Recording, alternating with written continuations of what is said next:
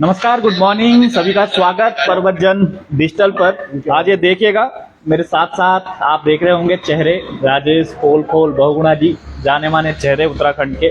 वहाँ पर हमारे छोटे वाली भाई त्रिभुवन चौहान जी, जिनका लुक ही सबसे अलग है, और हमारे पहाड़ी शहजाद अली भाई। तो अभी हम लोग पौड़ी भ्रमण से आए हैं और अभी हम लोग कांगड़ी शामपुर में है, और कांगड़ी शामपुर हरिद्वार से तकरीबन 10 किलोमीटर दूर है। और मेरा गांव भी थोड़ा आगे और पड़ता है, गेंडी घाटा, थोड़ा और आगे गांव है, करीबन यहाँ से 10 किलोमीटर होगा। तो मामा भांजे रेस्टोरेंट पे हम लोग रुके हुए हैं और सोचा क्यों ना आज नाश्ते करते करते कुछ जो राजनीतिक विषयों पे चर्चा हो जाए, क्योंकि बड़ी उथल पुथल भरी राजनीति उत्तराखंड में हो रही है। सीएम साहब का जो बयान आया जिसमें उन्होंने कहा कि भाई अफसर उनकी सुन नहीं रहे हैं, अफसरशाही हावी हो गए। और ये कोई पहला बयान नहीं है किसी मंत्री का, इससे पहले रेखा आर्य भी ये बयान दे चुकी है कि अफसर उनकी सुन नहीं रहे हैं। तो अपने आप में ये सारे एक बड़े सवाल भी खड़े करते हैं कि एक प्रदेश का मुख्यमंत्री जब ये बोले कि अफसर नहीं सुन रहे हैं, इसकी वजह से सरकार बदनाम होती है, तो एक प्रश्न चिन्ह बड़ा खड़ा हो जाता है। तो बड़ा नाश्ता भी कर रहे हैं राजेश भाई हमारे, राजेश पोलखोल बहुगुणा जी। बहुगुणा जी, आप क्या सोचते हैं इस बारे में कि एक मुख्यमंत्री का इस प्रकार से बयान देना कि अफसर नहीं सुन रहे हैं? आप नाश्ता भी कीजिए। नाश्ता भी देखिए रावत जी, कभी योगी आदित्यनाथ जी ने ऐसा बयान दिया है कि भाई अधिकारी मेरी नहीं सुन रहे? कभी सुना आपने? नहीं आएगा उनका ऐसा बयान। बिल्कुल बिल्कुल। ये बयान सिर्फ उत्तराखंड में ही आएंगे, क्योंकि यहाँ बयान बहादुर बहुत है। बयान बहादुर होते हैं, काम करेंगे नहीं और ठीकरा फोड़ेंगे अधिकारियों पे। बिल्कुल, बात तो सही है, लेकिन जनता पे क्या मैसेज जाएगा इस सब चीजों का कि भाई जनता क्या सोचेगी कि क्या सरकार इसीलिए चुनी गई थी? देखिए, जनता कुछ ना सोचे, जनता सिर्फ ये सोचे कि नाच न जाने और आंगन टेढ़ा। और मैं फिर कह रहा हूँ, लाइव कार्यक्रम में कह रहा हूँ कि धामी जी, अगर आपसे नहीं संभल रही है अधिकारी तो इनकी लिस्ट हमें जारी कर दो, हमें दे दो लिस्ट। कौन कौन अधिकारी हैं जो तनख्वाह तो सरकारी ले रहे हैं, तनख्वाह तो मोटी ले रहे हैं और आपकी नहीं सुन रहे हैं?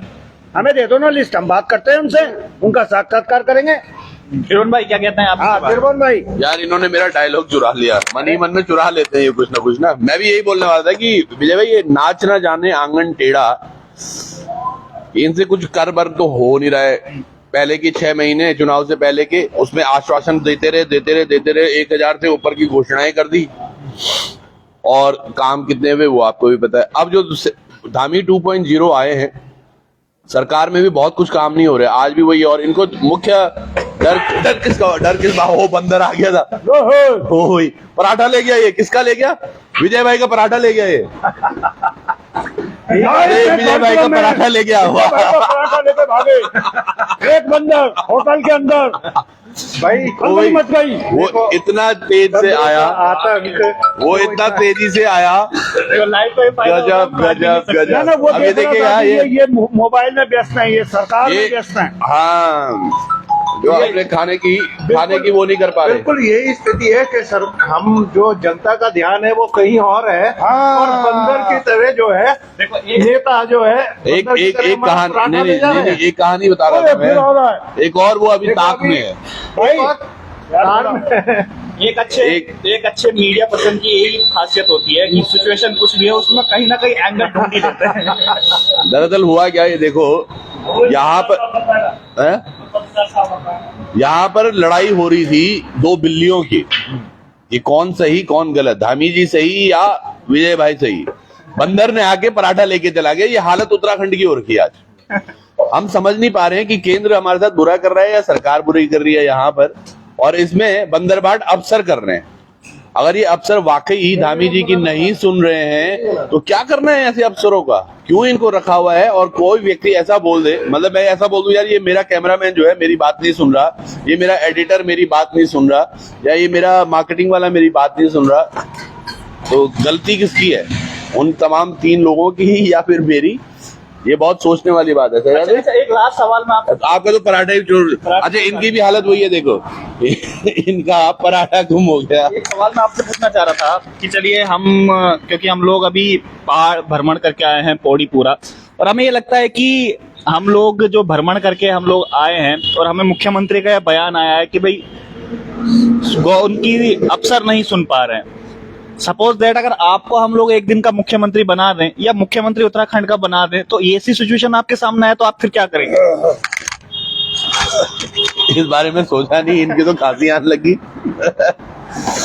पर देखिए, नहीं, आप ऐसी सिचुएशन में क्या करेंगे? क्योंकि बोलना बहुत आसान होता है। नहीं, मैं बता रहा हूँ, देखो हम पहले तो ऐसी सिचुएशन आने ही नहीं देता मैं। अगर आप मेरी बात करते, ऐसी सिचुएशन आने ही क्यों दी है कि आपके अफसर आपकी नहीं सुन रहे? क्या करते हैं? यानी कि आपके खोट है कुछ।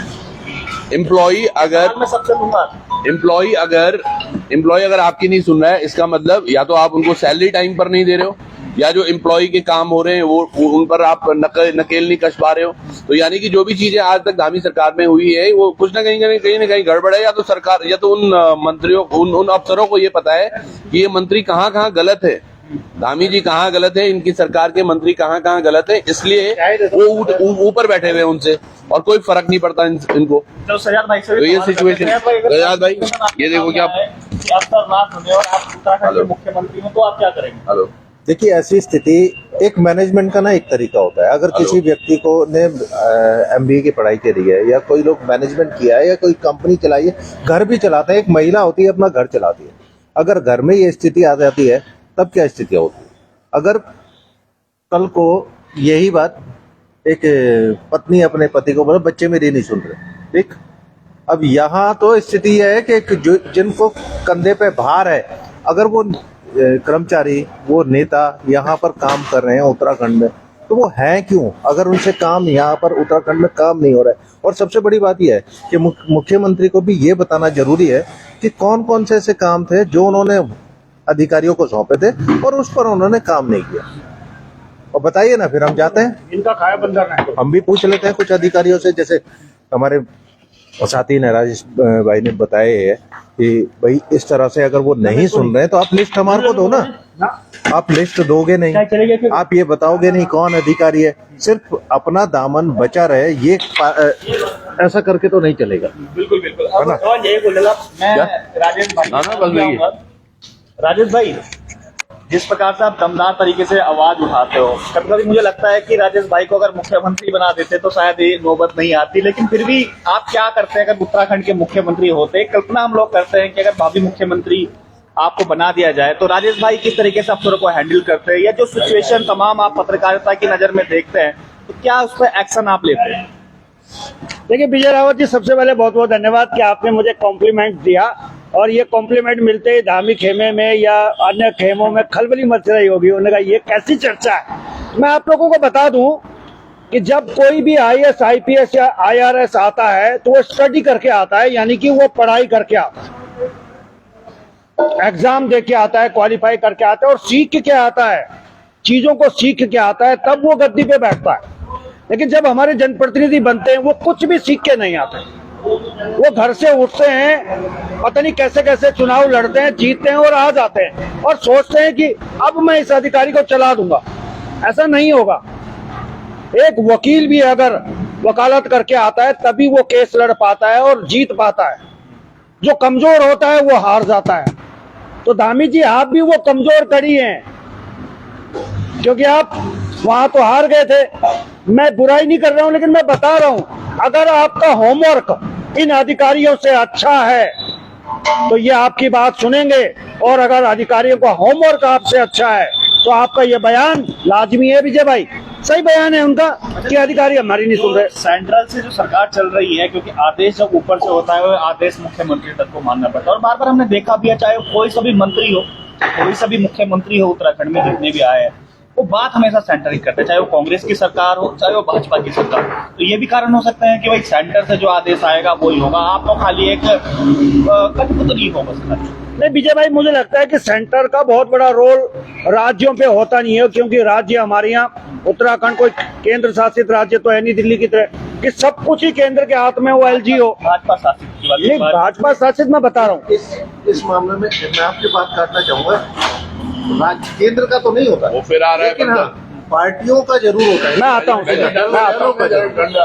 वो बांदर फिर बांदर फिर ये ताक में है। और मैं इसमें अंत में ये कहना चाहूंगा रावत जी कि देखिए, कोई भी अधिकारी हो या आईएएस हो या आईपीएस हो, उसको चलाने के लिए हमारे अंदर काबिलियत होनी चाहिए। दिल्ली का मुख्यमंत्री है, उस पर भी ये दिक्कत आई थी, लेकिन उन्होंने मैनेज करना शुरू कर दिया। अरविंद केजरीवाल खुद में सक्षम है, उसे पता है वो दांव पेच, और अधिकारी हमेशा इसका फायदा उठाते हैं। बहुत से लोग कहते हैं कि मंत्री तक कहते हैं कि हम सीआर लिखने के लिए भी हमें अनुमति नहीं है। सीआर यानी कि जो उनकी करेक्टर सर्टिफिकेट होती है, उन्होंने जो काम किए हैं वो उन कामों की एक सीआर होती है। तो जब वही उन्हें नहीं लिखने दी जा रही, तो फिर अधिकारी तो हावी होंगे। लेकिन उसमें अधिकारियों का दोष नहीं है, दोष उन नेताओं का है जिनको अधिकारियों से कम जानकारी है, और कम जानकारी के अभाव में ही ये अधिकारी हावी होते हैं। मैं तो फिर कह रहा हूँ, आपसे हैंडल नहीं हो रहे तो लिस्ट हमें दे दीजिए ना, हम हैंडल विद केयर करेंगे। लीजिए।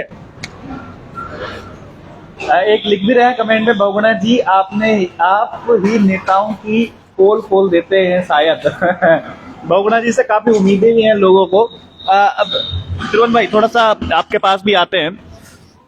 जिस प्रकार की आप पहाड़ों में भी रिपोर्टिंग करते हैं लगातार, और आप देखते हैं जन समस्याओं को, लेकिन सबसे बड़ी बजट की भी होती है। हमारी सरकार हाथ खड़े कर देती है कि उनके पास बजट नहीं है, मतलब पूरा ले आओ, आधा ही ले लेंगे। हमारे पास बजट नहीं है, जो राजस्व है उसकी भारी कमी है। तो राजस्व, क्योंकि उत्तराखंड में इतने कई हजार करोड़ का कर्जा भी हो चुका है, तो उस सिचुएशन में आप क्या करते हैं? भाई पराठा खाते रहो। हाँ, सबसे बड़ी बात है, पराठा भी खाते रहेंगे हम, और चर्चाएं भी चलती रहेंगी। नाश्ते पर चर्चा वाकई बहुत अच्छा था आज प्रवचन की तरफ से। इनका तो एक पराठा भी लेके गया। अब बात करते हैं हम कि हम कर्जे में क्यों हैं। बड़े ध्यान से सुनिएगा अगर आपको मेरी बात पसंद आए। अगर ये तमाम जितने भी नेता हैं आज हमारे, तमाम जितने भी विधायक हैं, इनको अगर थोड़ा सा भी प्यार होता उत्तराखंड से, तो शायद ये एक पेशकश पहले रख सकते थे कि यार हम 50% या 80% अपनी सैलरी का उत्तराखंड के हित के लिए काम कर दें, डोनेट कर दें, और वो ऐसा करेंगे नहीं। दूसरी बात, चलो अब राज्य संपदा की आते हैं बात। यहाँ पर जो विधायक लगभग तो करोड़पति हो गए, मैं वही बोल रहा हूँ। सुनिए, राज्य संपदा की मैं बात करूं, राज्य संपदा हमारे पास 70% वन भाग है,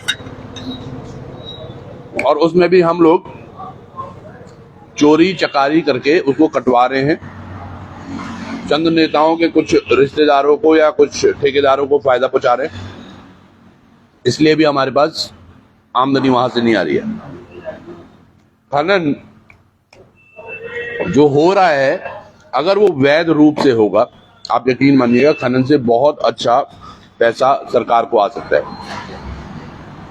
लेकिन मनसा ही नहीं है।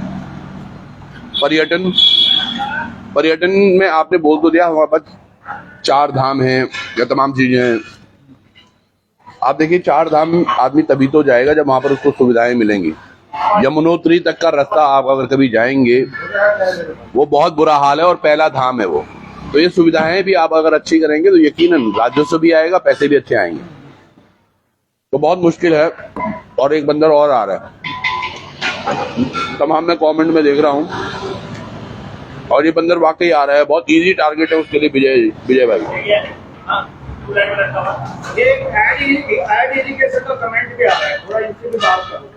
ये कह रहे हैं सर, इरिगेशन पोस्ट का भी ऐसा ही है। बिल्कुल, इरिगेशन में भी ऐसे ही तमाम जितने भी विभाग हैं।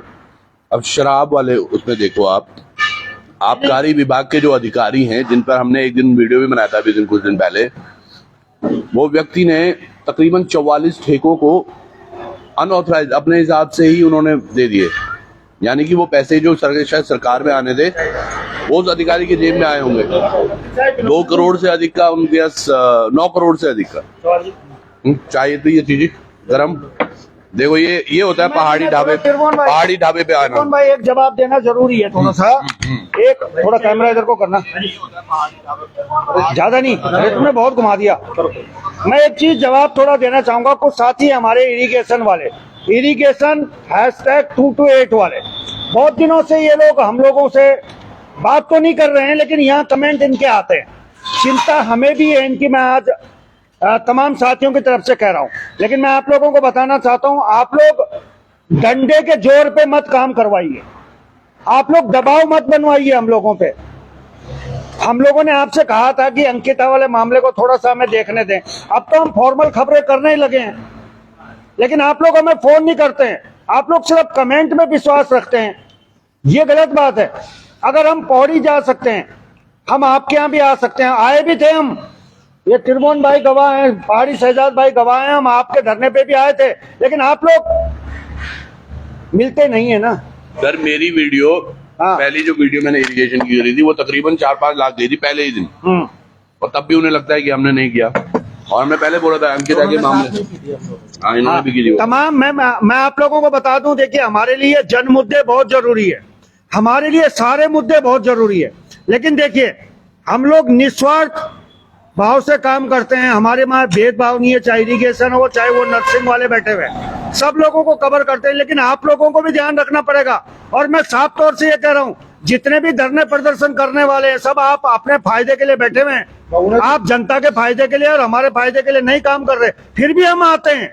हाँ, कुछ कहना चाह रहे हैं? बहुगुणा जी, ऐसा है कि जिस मुद्दे पर हम बात कर रहे थे धामी जी के बयान पर, हाँ, उस पे आते हैं। वजह यह है कि क्या सिर्फ ये सोचना हम पत्रकार या बुद्धिजीवी का ही काम है? आम लोग, जिन लोगों ने सरकार को इसलिए चुना था कि उत्तराखंड की वो संवारेंगे, बनाएंगे, उनके सवाल का है, कम से कम वो कमेंट में आकर के पूछे, सरकार से पूछे कि भाई आपसे सरकार नहीं चल रही तो आप सरकार में आए क्यों थे?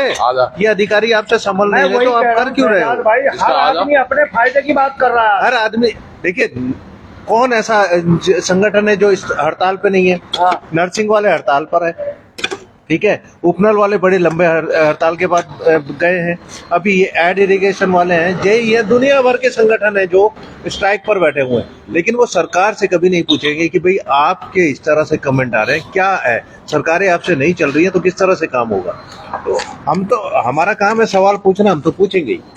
बिल्कुल, ये अपने आप में जो मुख्यमंत्री साहब के जो बयान थे, अपने आप में इसके बहुत बड़े मायने हैं। एक मुखिया का इस प्रकार से बयान देना कि अफसर काम नहीं कर रहे हैं सही से, इस प्रकार से सरकार बदनाम होती है, अपने आप में इसके बहुत बड़े मायने हैं। और खुद सोचिएगा, जिस डबल इंजन की सरकार से अगर अफसर नहीं संभल रहे हैं तो एक आम आदमी का क्या होगा इस सरकार में? तो कमेंट जरूर कीजिएगा आप, इस जो ये मुख्यमंत्री ने जो बयान दिया है इसके मायने आप क्या कुछ निकालते हैं।